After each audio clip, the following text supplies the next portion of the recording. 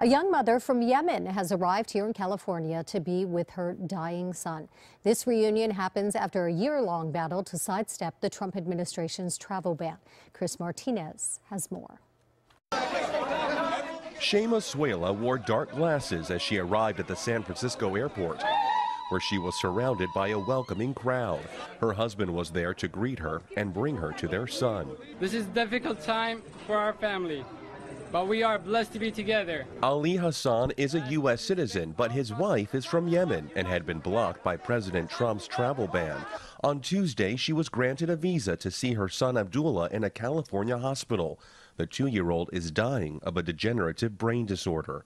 I ask you to respect our privacy as we go to be with our son again. The Council on American Islamic Relations sued to bring the family together. This family desperately reached out to the U.S. Embassy in Cairo 28 times. 28 times. And despite their pleas, only received automated responses.